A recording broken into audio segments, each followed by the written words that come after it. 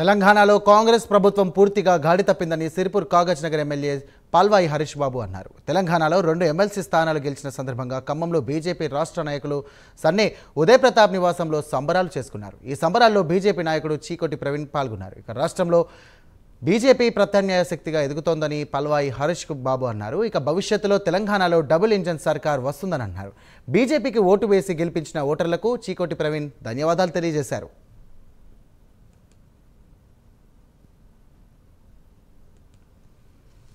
Bharatiya Janata party రాష్ట్రంలో ప్రత్యామ్నాయ శక్తిగా ఎదుగుతోందని చెప్పడానికి మచ్చుతునక ఈ 2 ఎమ్మెల్సీ సీట్లు కూడా గెలుచుకోవడం.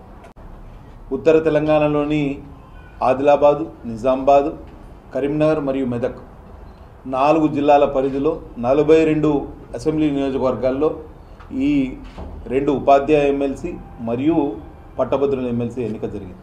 ఇక్కడ కూడా వరంగల్, నల్గొండ, ఖమ్మం ఇక్కడ కూడా ఉపాధ్యాయ ఎమ్మెల్సీ ఎన్నిక జరిగింది. మీరు ఒకసారి ఆలోచన చేయండి, ఈ 2 సీట్లు భారతీయ జనతా పార్టీ కేవలం తన ఆర్గనైజేషనల్ స్ట్రెంగ్త్ మీదనే గెలిచింది.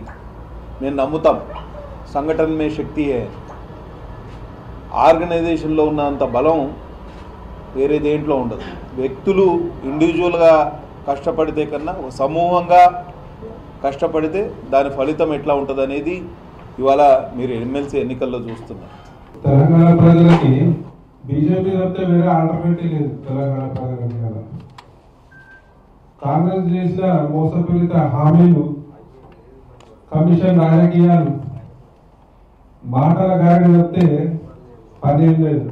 రేవంత్ రెడ్డి గారు మాటల మాంత్రికుడు. ఆయన మాటలతో తెలంగాణ ప్రజలను వంచి నమ్మించి మోసగించి అలా అధికారంలోకి వచ్చినాక తెలంగాణ ప్రజలకు ఇచ్చింది ఏం లేదు. మోసపూరితమైన రాజకీయాలు, ముఖ్యంగా ప్రతి దాంట్లో కమిషన్ రాజకీయాలు చేసే కాంగ్రెస్ పార్టీ అలా ప్రజల నమ్మకాన్ని పూర్తిగా కోల్పోయిన పరిస్థితి. బీఆర్ఎస్ పరిస్థితి అయితే అందరికీ తెలిసిందే. ప్రజలు ఇలా కేంద్రంలో ఉన్న బీజేపీ ఒక నిస్వార్థంగా ఎలాంటి స్కాములు లేకుండా స్కీములతో ముందుకొచ్చే ప్రభుత్వం బీజేపీ ప్రభుత్వం కేంద్రంలో. మరి అలా తెలంగాణలో కూడా ప్రజలంతా కూడా బీజేపీ వైపే చూస్తున్నారు.